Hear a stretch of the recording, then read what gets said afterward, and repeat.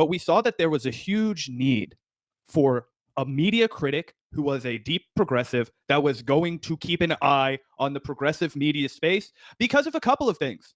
It's not just, oh, this person doesn't take corporate cash, they're going to be authentic. No, audience capture is real. Building an echo chamber, understanding that if you take a hard position, you may face financial repercussions in the way you would have if you took that same position and you had corporate ad dollars behind you, right? We were like, damn, this is a really nuanced situation. And we haven't had people who grew up consuming this media developing their own taste and also their own standards for what is ethical. Well, we're going to take that role on, right? Ladies and gentlemen, I've been making this argument for years. This whole thing about independent media is somehow the magic answer to our problems is absurd, and it is absolutely nonsense. There's nothing special about independent media, especially when it's for-profit media. The problem with mainstream media is primarily the profit-oriented incentives. It's about the profits, not about whether it's corporate news or independent news. It's about the fact that these businesses exist to make profit. And if they don't make profit, then the businesses fail.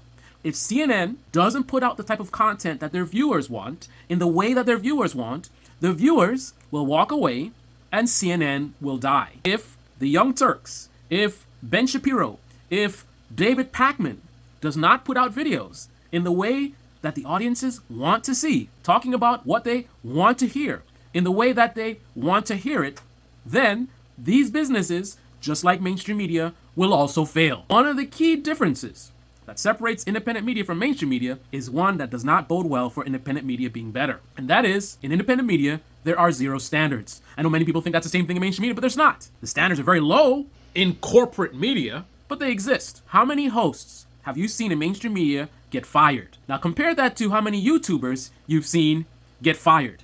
Who can fire Tim Pool? Who can fire the Vanguard? Who can fire David Pakman? Do any of these people have a board of directors to answer to?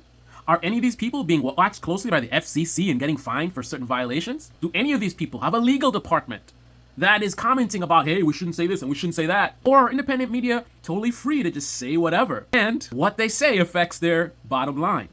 And unfortunately, what most people want to hear is things that make them feel good, things that make them feel superior to their political opponents.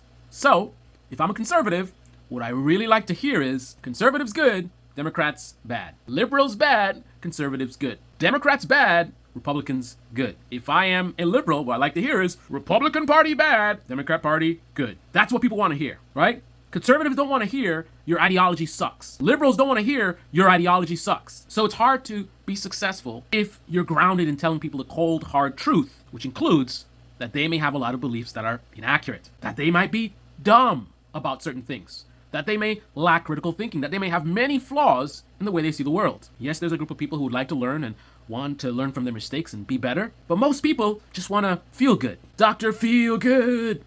I'm not going to quit my day job. Anyway, yet again, it's interesting. There is something that is changing recently, which is a positive thing. More and more independent media channels are admitting the things that I've been saying for years. The truth that independent media is not special.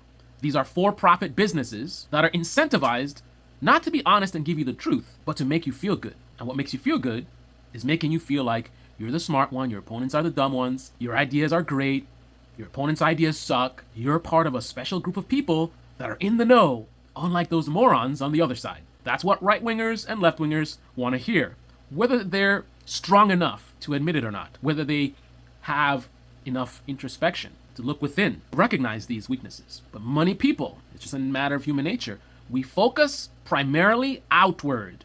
We're looking at what everybody else is doing, what everybody else is saying, and not so much at ourselves. We know the flaws in everybody else, but we don't know the flaws in ourselves. And we don't want to hear about the flaws in ourselves.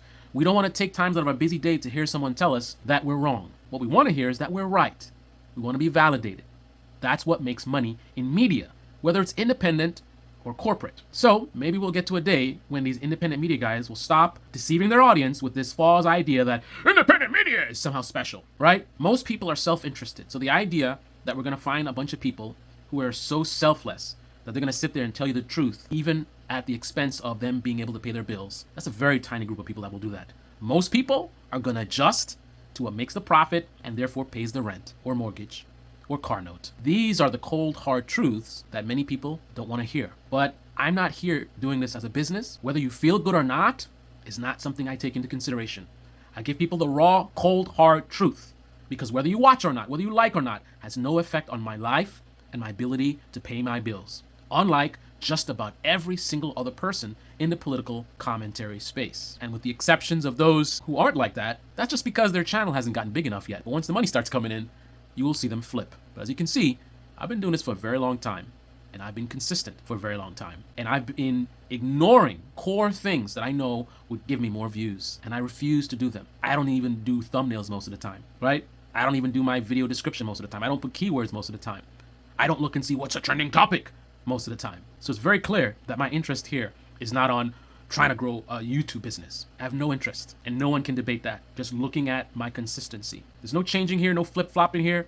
I mean, I can grow and be a better person, right? But in terms of my strategy, in terms of my content, that will always remain consistent. This is Debate Me channel. Debate me in the comment section below. Click on the like button, subscribe, smash that bell. Be well.